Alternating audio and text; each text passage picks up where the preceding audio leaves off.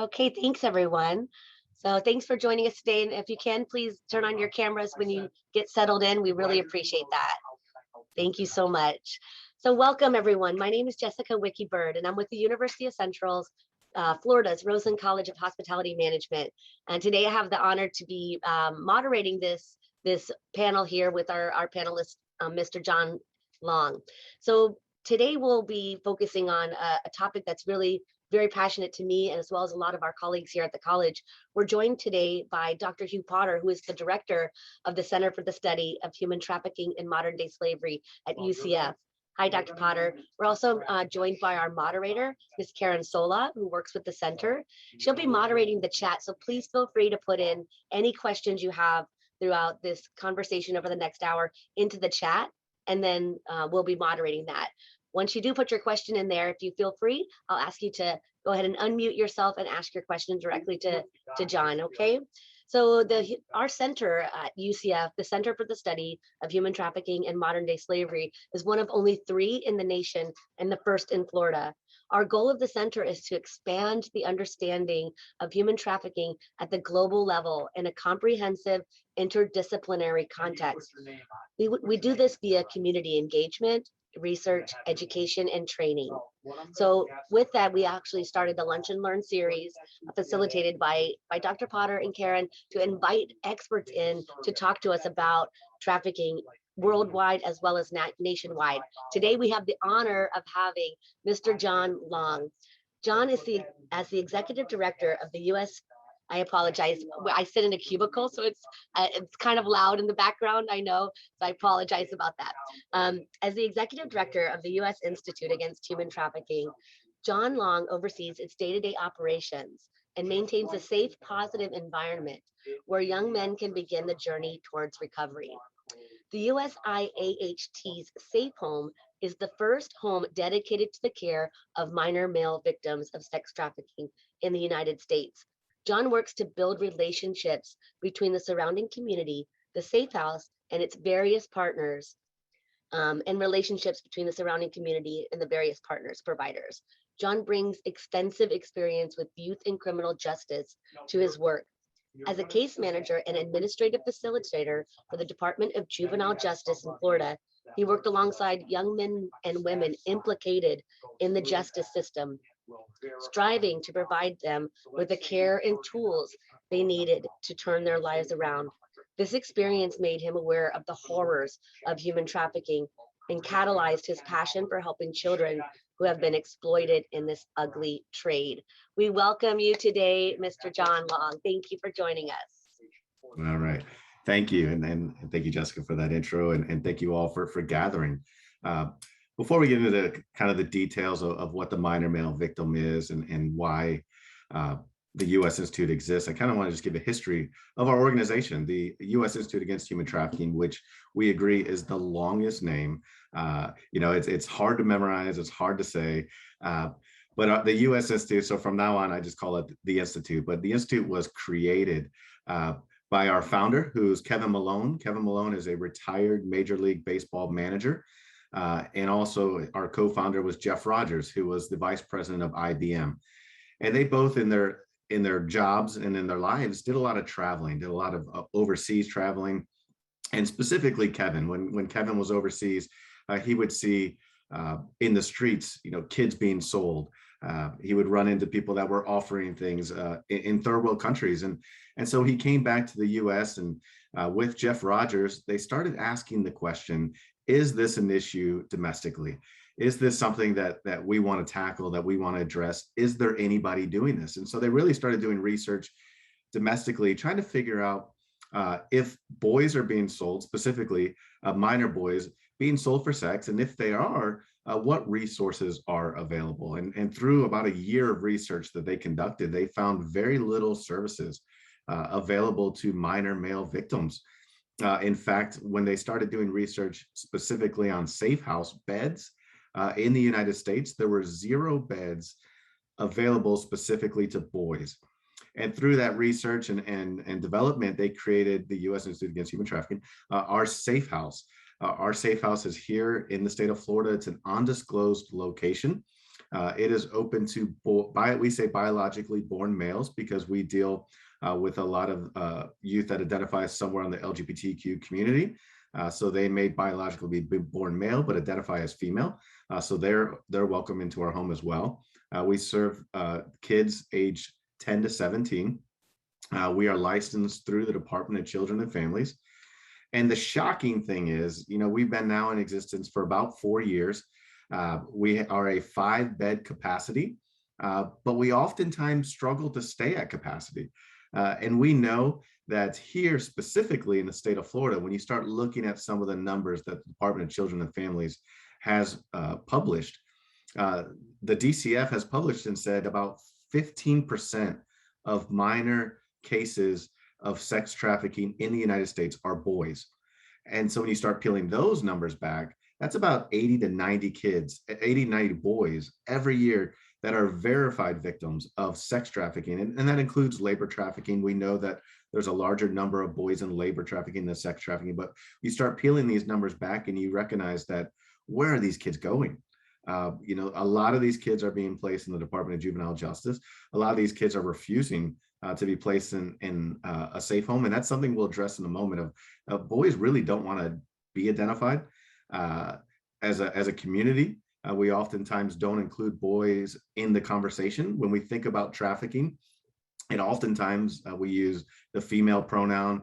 We talk about women and girls being trafficked, but we don't always include the boy in the conversation.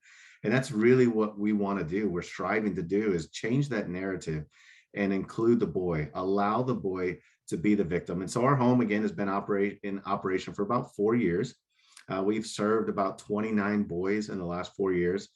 Our program is developed to individually meet the need of every boy.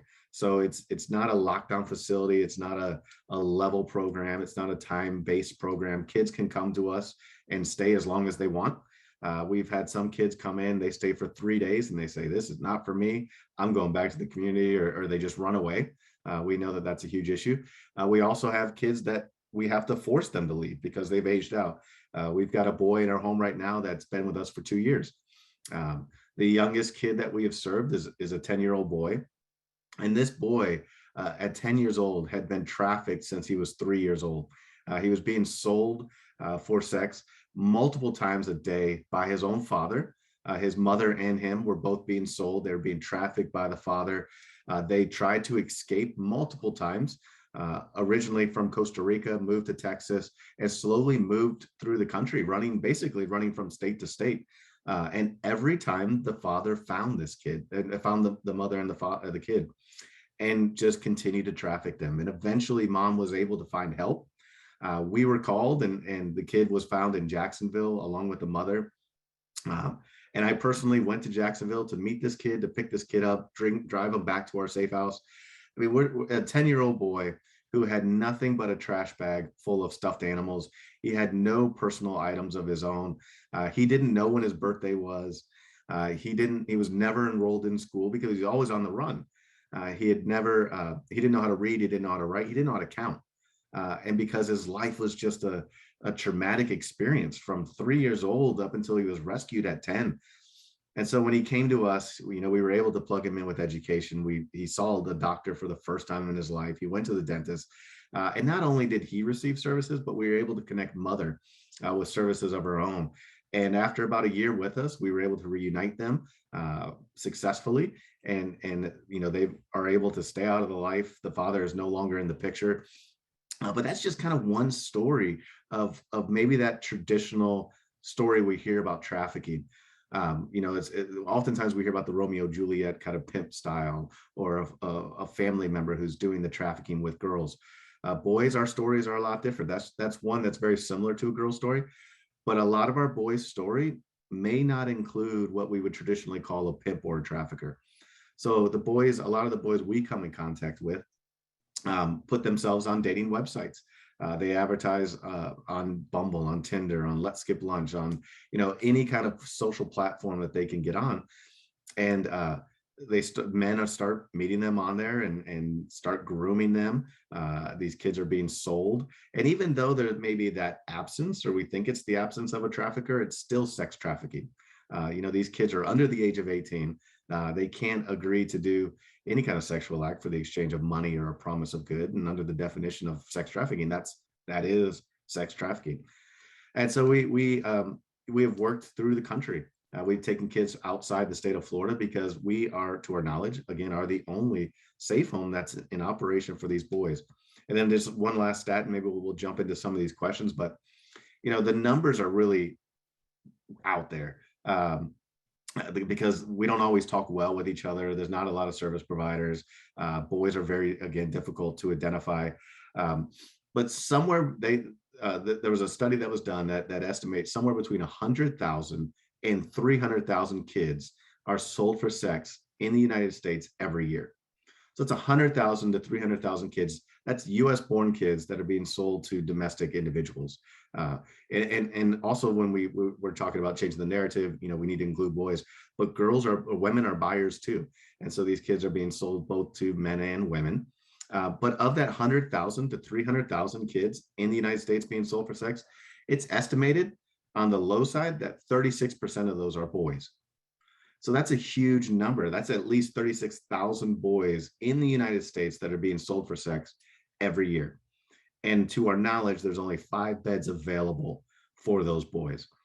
And so, we run the country, we run the state, trying to raise awareness, because we know if we can raise that awareness, then service providers are more aware and how to provide services for boys. So that's where we are. That's where we exist. I appreciate this opportunity and this forum because it's through conversations like this that we become aware of the boy victim. I do these things nationally. And one of the things I always hear is, I never thought about the boy being a victim. Oftentimes we celebrate the sex of a boy. If a boy has sex with a teacher, everyone says, well done. Where was that teacher when I was in school? Why would he ruin it for everybody? But we have to allow that conversation to change and allow the boy to be the victim. You bring up some really very powerful statistics, John, that between 100 and 300,000 kids are sold each year in America. And can we talk about a little bit about what are some particular signs that may indicate a minor male victim is being trafficked? Yeah, it's so a lot of the signs are the same for girls. The problem is we don't ask the same questions we ask of our girls. If a youth goes homeless or they're on the run and they're on the street, it's been reported that between 24 hours to 48 hours, that kid is approached and offered some kind of good for a sexual act. It could be a place to sleep, it could be food, it could be clothing, but 24 to 48 hours, a kid is approached and offered something for a sexual act. Now, when a girl goes and runs away and she comes back home, and she may have her nails done, she may have hair, she may not look like she was living on the street, we'll ask, what happened? What did you have to do to survive? How did you get the hair? How did you get the nails? How did you get the clothing?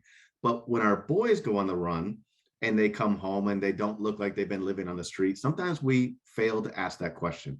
And so one of the identifiers, if a kid is on the run, if a kid is homeless and a boy, and he comes back and he doesn't look like it, to ask those same questions we would ask of our girls. Did you have to do anything on the street that you didn't want to do? Did you have to meet a quota? Could you hold your own money? Where did you sleep at night? And what did you have to do?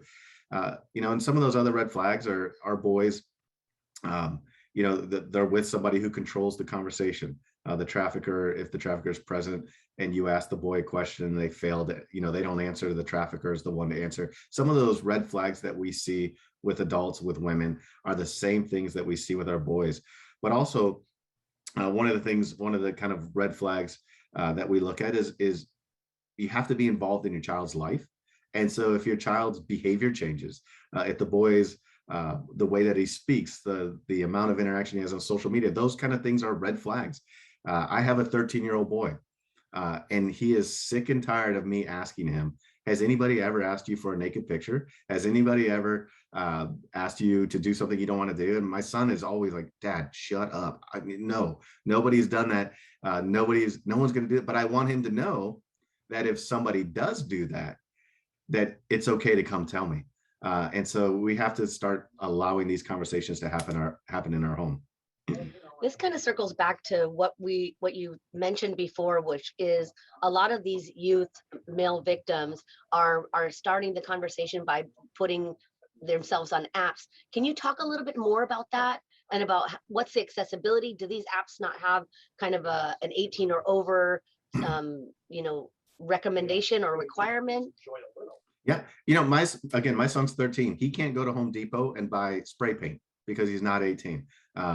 He has to show an ID to buy spray paint, but he can log onto the internet and he can almost look at anything that he wants to look at. And so when these kids are signing up for dating websites, and again, a lot of the names that we're already familiar with, the Tinders, the Bumbles, the new one is I think it's called Let's Skip Lunch. And it's those websites where you click a button, are you over 18? And a lot of those platforms don't even ask that. If I go to a brewery website on my computer, I have to click and tell them I'm over the age of 21. But these kids are able to get on and sign up for these websites, and they're tech savvy. They know what they're doing. They know how to hide the apps. There's a great training by the Department of Children and Families in Florida that really focuses on social media and identifies some of those apps. We know the hidden calculator app, where it looks like the regular calculator, little button on your phone, that little app, but that's where they hide things in that app. It's I don't understand it all. We know that Backpage was shut down, but we know other things just pop up and take over. And so these kids, again, they're putting themselves on the websites, on these dating sites, and they don't necessarily hide who they are, meaning they don't hide they're under the age of 18. They'll use words like new or virgin or petite. And these are kind of key words that let somebody know who's kind of looking through these ads that this individual might be under the age of 18. I've been able to see some transcripts of actual victims of sex trafficking and see the way that they communicate with the buyer. And these kids are they do it and they do it like they know what they're doing. My 13-year-old boy would not know how to go to a hotel and get a room. He wouldn't know that process. He wouldn't feel comfortable doing it.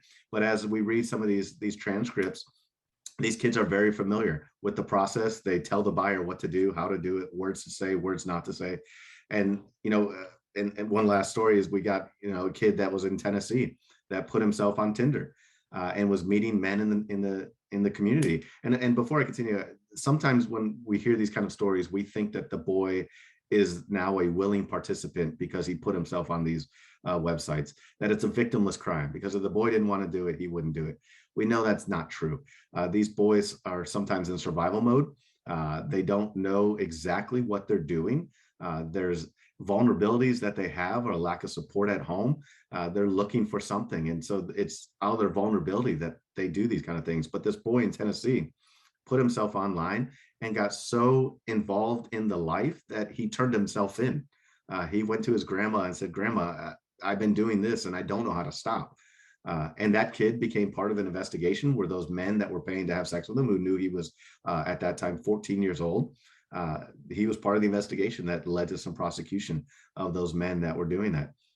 And so, there's 7 billion social media accounts worldwide, 7 billion social media accounts. About 6 million of those are kids under the age of 13.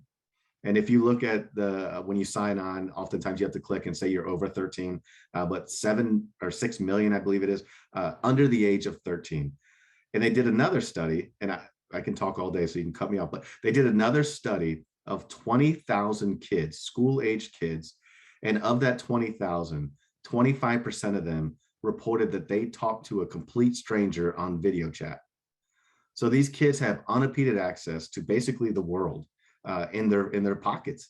And so because there's a lot of lack of supervision by parents, parents don't always know what to do. These kids, they're vulnerable. They go on Facebook and they tell their whole story. It's another way they get trafficked. They'll put on Facebook what school they go to, who their girlfriend or boyfriend is, if they like their parents, if they just broke up. And these traffickers or buyers are professionals, and they'll swoop in and say, "I'm sorry your mom treats you like that. I'm sorry you broke up." And they start that dialogue and that grooming process through social media. That's pretty powerful, and definitely terrifying. What advice could you give to parents, to say what tools and resources should they be doing, maybe on a daily, weekly, or monthly, monitoring their social media and really staying connected so that they're protecting their children? Yeah, I would say that if you don't know your kids' passwords to social media, that's a hole. We've got to be involved in our kids' life. I go through my son's phone, not every day, but I when I feel like it's needed to go through. And there's been times I've gone through and I found some things and I've had to talk to him about it. Uh, but he also doesn't hide. He knows that I do it. So it's not I don't wait till he goes to school and I do it. He knows that I do these kind of things. He also knows why I do it. I'm not doing it to get involved in his friends, conversations and some beef or issues they may have at school. I'm in it because I want to make sure that he's safe. And so I would say the number one thing for parents to do is be involved in their kids' lives, um, to ask these questions, to self-educate. And again, we can't cover it today, but DCF does a great training on social media apps, social media awareness, and really go in depth of some of those like Discord and roadblocks and just some of those names that you may see on a kid's phone, and how those could lead to issues in the future. So being involved, being educated, and opening that conversation. Again, I had this conversation with my 13-year-old, and just being able to create like a safe place. A lot of survivors, about 90% of survivors say at some point in their life, they came in contact with a medical professional while they were being trafficked. So 90% of survivors say at some point I was in the ER because of I was getting beat, or I was in an abortion place because I was being forced to have an abortion. 90%. Most of those individuals say they never told anybody anything that was going on because they were afraid of being judged. And so if we're going to talk to our kids, if we're going to talk to potential survivors, we have to ensure that it's an environment where it's safe and it's a judge-free zone. Thank you for sharing that. And you shared some resources, and I'll ask Karen to put that in the chat. The Department of Children and Families, the social media training, and then if you think of any other ones, that we could share with our attendees today, that's great. We have our first question that's popped up. Can you explain the difference between prostitution and human trafficking? I know we had that any minor under the age of 18 cannot consent to sex. That's considered trafficking. But can you kind of give us a background and the difference between the two? Sure. Prostitution, not every person who is walking the track, not every person who's working the street is a trafficking victim. Sometimes it's maybe a profession that somebody chooses. It may be that they're not necessarily being trafficked, but what we focus on is changing that conversation to eliminate the word juvenile prostitution, because there is no such thing as juvenile prostitution. According to the definition, any kid under the age of 18 who is either given money, given a good, or the promise of something for a sexual act is considered sex trafficking. Now, if the individual is over the age of 18, there has to be an element of force, fraud, or coercion present for it to be trafficking. So if there's somebody who's working the track, if there's somebody who's exchanging sex for money, but there's no evidence of force, fraud, or coercion, then it's not necessarily considered sex trafficking. But again, when we talk about the juvenile, there does not have to be an element of force, fraud, or coercion present for it to be sex trafficking. Thank you for that clarification. And I see Dr. Potter has a comment coming up. Dr. Potter, would you like to unmute and ask your question? Yeah, John, I mean, I think the minor issue is helpful there, but I'm wondering, I'm criminology, sociology, so I'm used to thinking in terms of pathways to criminality or victimization. So do you see two separate pathways into being trafficked here? One that might begin with sort of this voluntary seeking companionship through the dating apps, and then person begins to be victimized after that and maybe trafficked by someone who is basically in the trafficking business, and then a separate one where people really are just kind of recruited directly into trafficking through whatever means? Absolutely. We've seen both stories.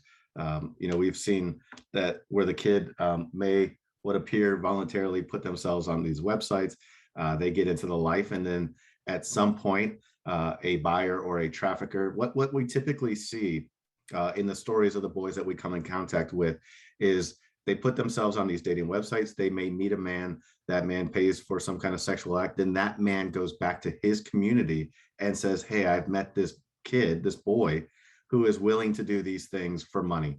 And so we've seen what looks like, the absence of a trafficker, and then the buyer becomes kind of the trafficker, because then within the buyer's sphere of influence, they're saying, here's a kid. I know this kid. I can connect you with this kid who's willing to do this. So we see that, but we also see just kind of what you said, where they're recruited directly, where they weren't in the life. They didn't want to be in the life. Specifically, we had a kid that we dealt with who was online gaming. He was just playing video games.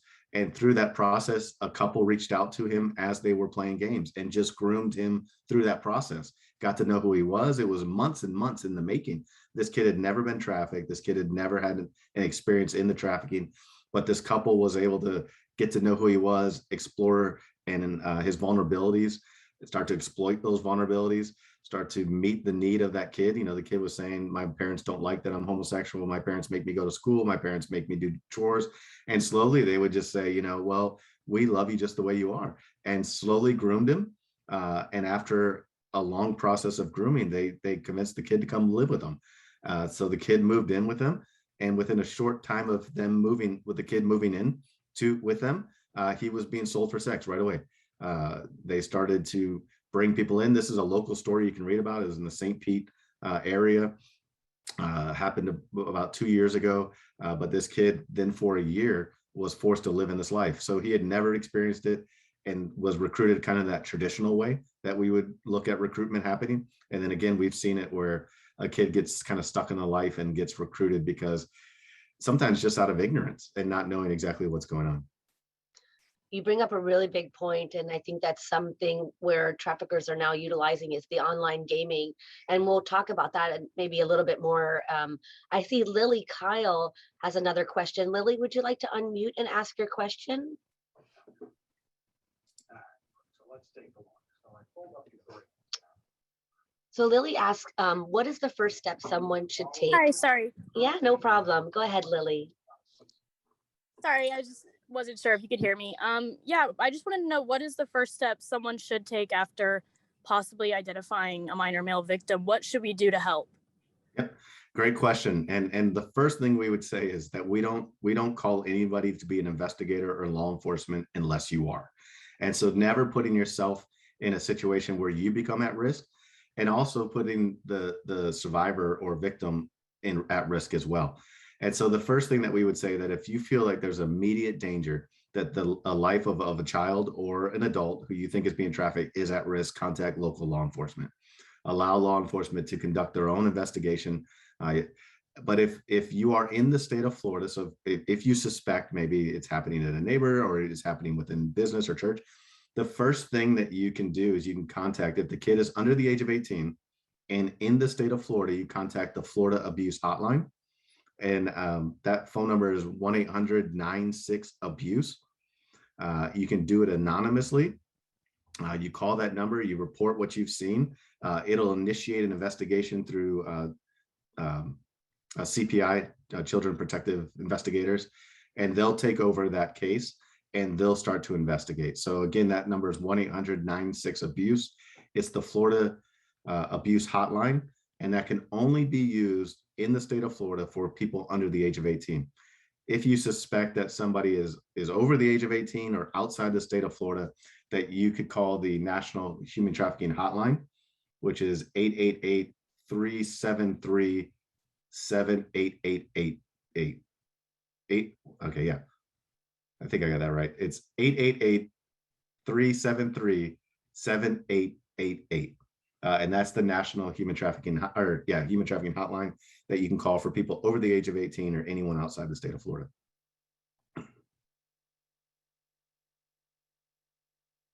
Excellent. I was putting some of those into the chat for everyone so that they can have those and utilize those resources. And you bring up a really big point, that to keep yourself safe, but also to be an advocate and help to identify and report trafficking to save victims from this process. So we'll go back to the gaming in a minute, but let's talk a little bit about what sort of hurdles have you faced in getting funding and attention for the Safe House, for the program, and for male underage victims overall? So that's been a huge struggle of ours. Again, a lot of times because boys are under-identified or don't want to be identified. So sometimes it's hard to convince individuals that there's a need. When we look at some of the grant opportunities, the federal grant opportunities, sometimes they're gender specific to girls, because we're still kind of learning about boys and we're still trying to be inclusive in our language. So funding has been a huge issue for us. Because we're dependent upon that for our operation. We have to stay staffed as though we have 5 kids, even if we only have 3, and so we lose money in that process. And the attention is also, things like this help draw attention. Our president, Kevin Malone, was part of Trump's human trafficking advisory team. We've been to Tallahassee multiple times. We have an employee who's full-time in DC working on legislation, trying to push the awareness of boys. We just got off a call last week with the Speaker of the House here in the state of Florida. So it's just, Florida is doing better than most states in the identification of boys. But we've got a long ways to go, not only as a state of Florida, but a nation. And a lot of that is really because these conversations are just now in the last few years starting to happen. Where oftentimes, men couldn't be victims of sexual abuse, men couldn't be victims of domestic violence, and men can't be victims of sex trafficking, because if they didn't want it to happen, then they could just leave. But we're trying to bust those myths and raise the awareness that not only is it happening, but here in the state of Florida, we're the 3rd ranked state in the nation as far as trafficking. So California, Texas, Florida, we've got to do more as a nation to protect our boys. And I agree with you 100%, and it should be very much held to light. So I'm so happy we're having this conversation with you today to give you a great insight. So you talked a little bit about online gaming, the esports, and what has happened during the pandemic is everybody was at home, working from home, studying from home, entertaining from home. So online gaming and esports, I know, is $1 billion industry, and it's supported by millions worldwide.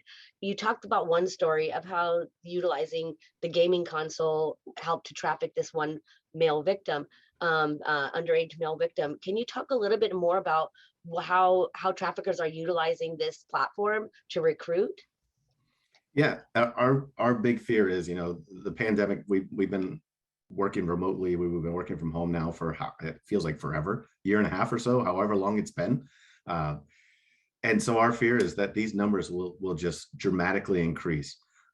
And before I kind of identify some of the gaming things or some of the online stuff, we know that buyers are using the internet to find people to have sex with, to pay to have sex with.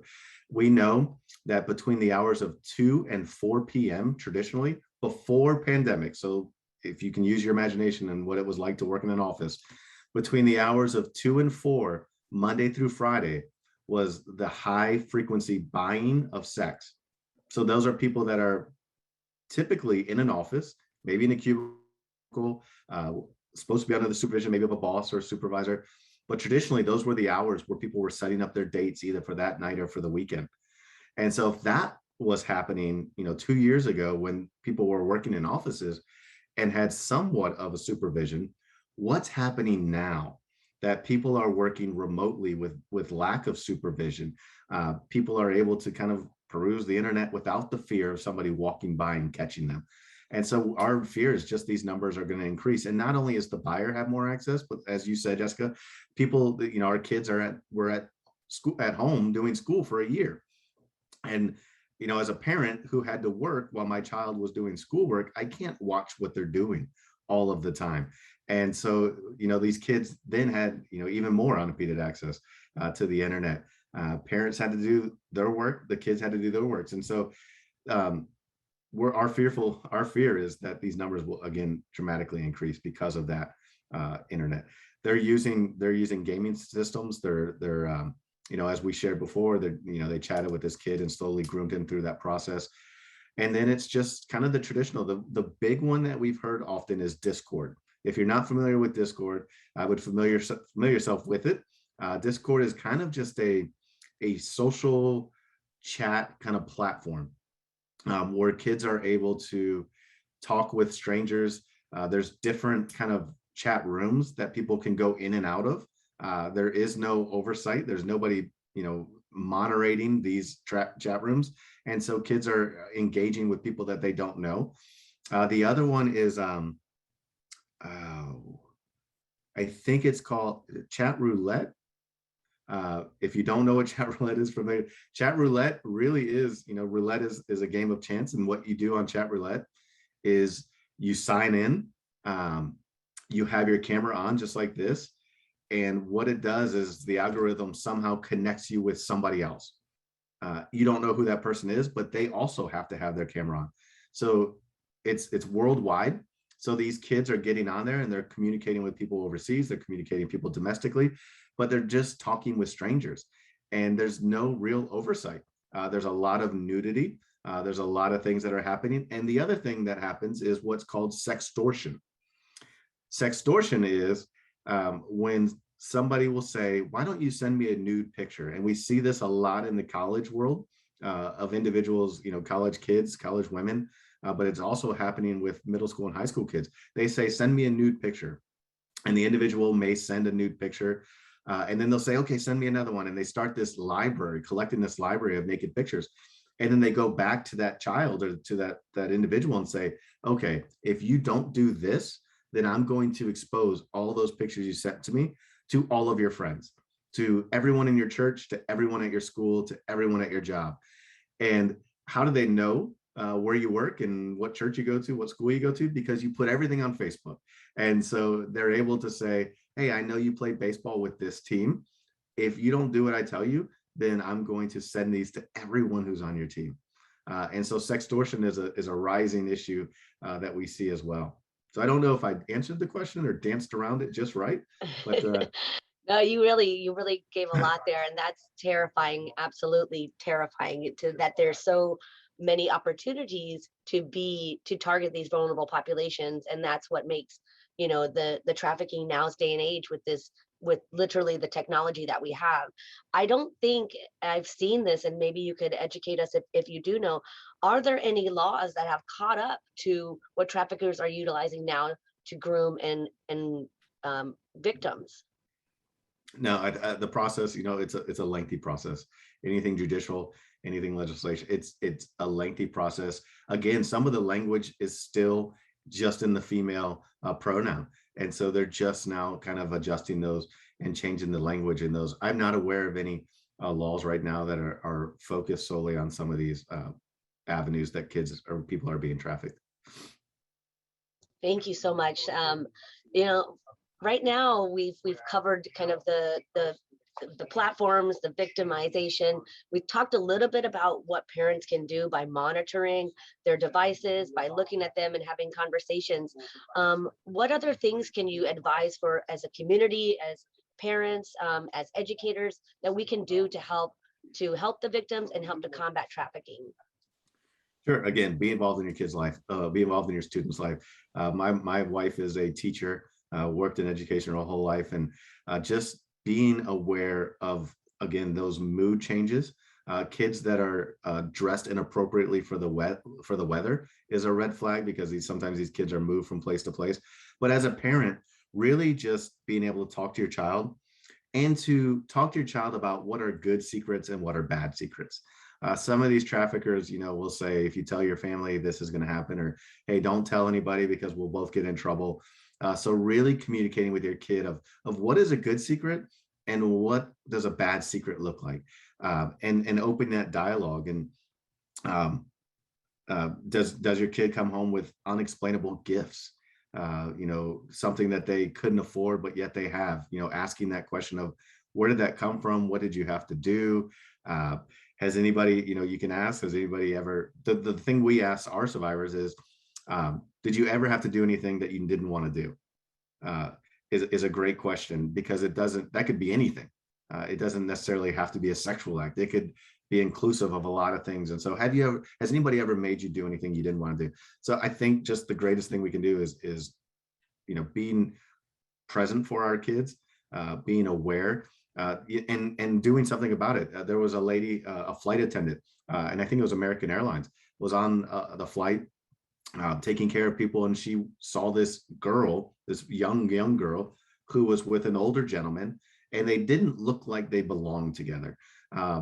They didn't talk to each other. They were, sat next to each other. They got on together, but there was no interaction with them. And somehow that flight attendant was able to pass a note to this girl and ask her if she's in trouble, if she needs help.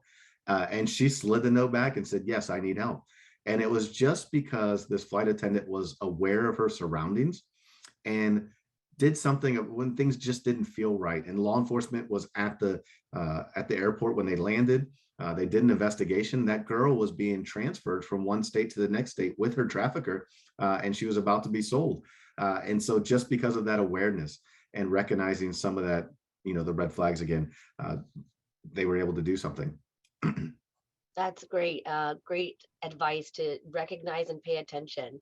Christine, I see you popped something into the chat regarding sextortion is a second-degree felony in Florida with up to 15 years in prison and can be charged as a state or federal crime. Would you like to elaborate on that for us? Good morning, Christine. Good morning. I'm the Director of Victim Services here at UCF, and we see quite a bit of sextortion amongst our campus community, our students. And so it is a law in the state of Florida and can be punished as a crime.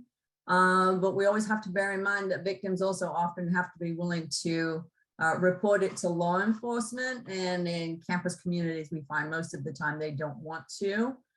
So we can engage with Title IX, which is a campus-based administrative process, if both entities are part of the UCF community.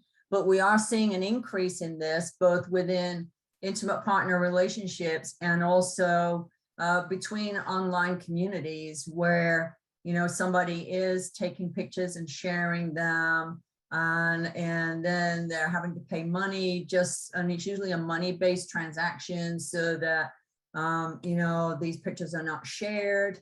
And so when we're doing a lot of awareness prevention and we're talking to our students, we're saying, look, no one can stop you from sharing pictures, whether it's within a relationship or, online, but don't show tattoos or face or something that would allow you to be identified, and try and limit those birthmark type pictures if you're going to share it with somebody you're in a relationship, because when that relationship ends, it's like, oh, the stuff goes out on social media. And when that happens, and it happens quite a lot, it costs like $400 to $500 to get a website to take a picture down. And then they just post it the next day on a different website. Yeah. And so Student Legal Services spends a lot of time working with these types of students in trying to eradicate these pictures, particularly because we have students that want to go to med school, they want to get into the criminal justice system, be attorneys, law enforcement officers.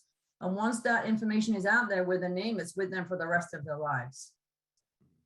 You bring up a very valid point, and thanks for joining us today, Christine. And is there anything that we're doing at UCF that we're not aware of to educate our students in the practice of sextortion and to kind of mentoring them not to send out these digital images? We're trying all the time, but some people are just hard-headed. Yes. Yes. Love, and they think they're in a relationship, but we also do see the other side of it where people are online and they are getting approached and they are using the apps, Tinder, Grindr, Bumble, etc. And, even as practitioners, it's hard for us to keep up with what's the next new app that they're using in order to be able to include that in our prevention awareness materials. So, we have a lot of information on our webpage, but, the names of new apps, et cetera, they're just created on the fly sometimes, and it's really hard to just have a grasp of what's going on. Thank you for sharing that. Would you mind putting the website in the chat for our attendees so that Sure, they I can will visit do that? Thank you, And I will Christine. also put the Florida State statute number too, so that you can look that up at your leisure if you need to do that. Thank you so much. We really appreciate that. And I see Samantha Stone, and I know your camera and mic isn't working. So Samantha, I'll go ahead and ask your question. John, what is your advice for teenagers out and about by themselves in town and such, if they realize they're being watched or followed? What reaction should they take? What steps should they follow for this if they happen to become targeted? Just kind of basic safety. We all have, well, the majority of individuals have a phone. Anytime a kid feels that they're at risk, anybody who feels like they're, physically at risk for anything, contacting law enforcement. We oftentimes really kind of have the picture of human trafficking, kind of like the movie Taken, where it's kind of an abduction process where a car comes by and snatches up a girl and takes them overseas, and that those stories do happen. But we also know that the majority of the stories that we've come in contact with, the individual knew their trafficker before being trafficked. So it could be a family member, a boyfriend, a guy down the street, somebody from work, somebody from church. So the abduction story, again, is something that happens, but it's not the majority of the way these people are currently being trafficked. So anyone who feels that they're at risk, they're out of themselves, they're out in the community, finding a safe place, finding, an open place, finding a place with a group of people is the safe thing to do, but also having these kind of conversations, again, with our children. So kids are aware of what to look for, to not be alone, to not to go to these places. So just really educating our kids on basic safety is a way to prevent. Thank you for that John, advice. John, do you want to briefly sort of outline your affiliation process for folks who might be interested in becoming affiliated with the Institute? Yeah, thank you, Dr. Potter. We don't just want people to get educated. There's ways then to get engaged. And so just knowing about it doesn't always do enough. There's ways that you within your community can get engaged to fight trafficking. We know that one of the best human trafficking, sex trafficking, is simply a supply answer to a demand need. If we can eliminate the demand, there is no need for the supply. And so at the U.S. Institute Against Human Trafficking, our website is usiaht.org, and I can put that in the chat as well. Again, we tried to pick the longest, most complicated name for our organization. But if you go to our website, we have what's called the Abolitionist Program. And our Abolitionist Program is really a grassroots movement to take individuals and connect them with local government, with businesses, to do trainings. Again, if we want to eliminate the demand, we have to make the buyer feel like everybody knows their secret. It's the number one deterrent to get rid of buyers. There was one study that said that 20% of men at some point in their life will pay to have sex with an individual or have a sexual act with an individual. So 20% of men in the United States. And so we want that group of individuals to feel like everybody knows what they're up to. That if, we want them to have that fear that they're going to get caught, that their wife is going to leave them, that their kids will never talk to them, they may lose their job. But if law enforcement and the community as a whole, if local government are all firing off at the same time, it's the greatest way to deter buyers. So on our websites, the Abolitionist Program, it's a step-by-step program on how to fight trafficking, how to fight the demand in your community, in your sphere of influence. And we walk alongside individuals. We have a training portal on our website that is all free.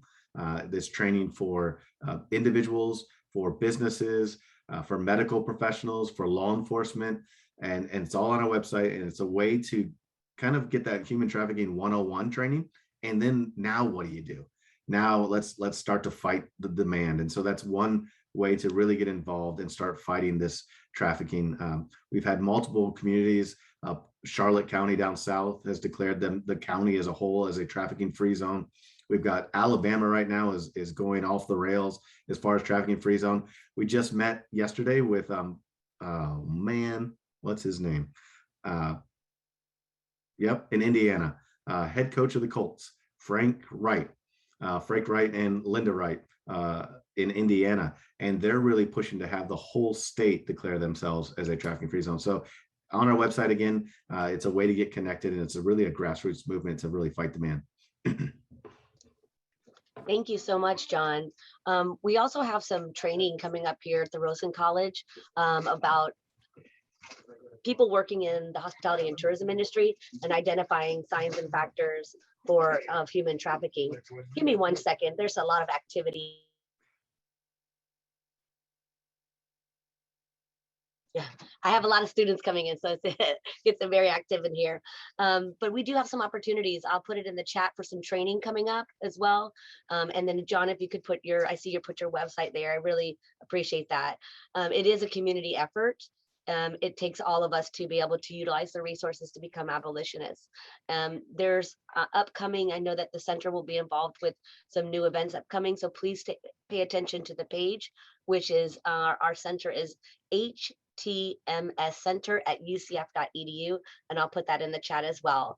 The Human Trafficking Awareness Week, it's the last week of January, so there'll be some events around that as well in the community within the central greater Orlando and Central Florida area, as well as within UCF. So please stay tuned to our website for that as well.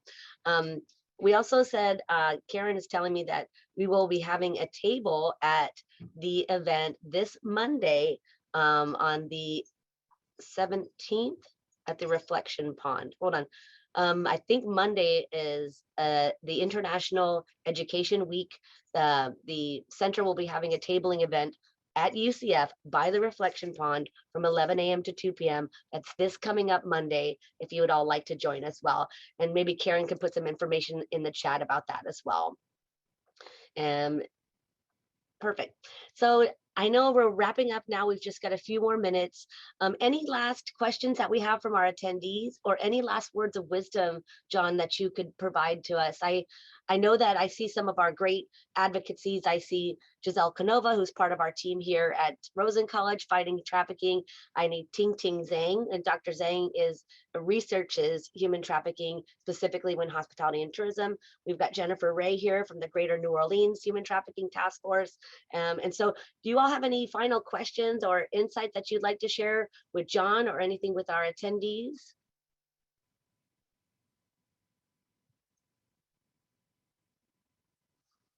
I put you all on the spot, I know. John, at your institute, do you accept boys from the nation, or is it just a Florida-based initiative? So our license allows us to take kids from all over the state or all over the nation. Okay. Historically, we've taken just Florida kids until last year. Last year, we took our first kid from out of the state of Florida. What it comes down to, if we go back to that funding question, out-of-state kids are really hard to find funding for. The state of Florida refuses to pay for their placement in our home if they're not from Florida. And typically the home state that the kid is coming from refuses to pay as well. So we have taken kids from out of state, but it typically will come down to that funding issue of who wants to pay. Is it like Medicaid? You're talking about like Medicaid bill? No, we're not a Medicaid provider yet. We're in the process of becoming a Medicaid provider, so we don't have any billable services. We have a daily rate that's paid typically through the state. Ours is paid through the Department of Children and Families, and then the out-of-state would typically be the same. The DCFS, like from my state. Okay, I got you. All right, thank you, John. But I will say that, if you ever have a kid and you feel that it is appropriate for placement within our home, we can have that dialogue. We can figure out the kid's appropriate. We just partnered Friday with an organization who's willing to pay some of the funding to have the kid come to our home. So there are some funding sources that are available for out-of-state kids. That's wonderful. Do you have any like exclusionary criteria? Or I know it's 10 to 17, but That's really it. We used to. I again come from the Department of Juvenile Justice. I'm very used to dealing with behavior issues. We know these kids are coming from traumatic experiences, so it's a really case-by-case basis on if the kid is appropriate or not. Gotcha. Thank you so much. Thank you. Thank you, Chelsea. That was great and good insight to know as well as who you support.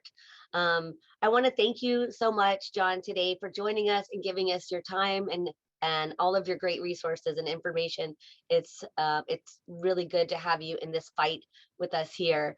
Do you have any closing words you'd like to say for our attendees? No, I really appreciate, again, this opportunity in this forum to have these kind of conversations. My only thing would be, let's just keep talking about and making sure that we include boys in the conversation. We know they're out there. We just need to continue to raise that awareness.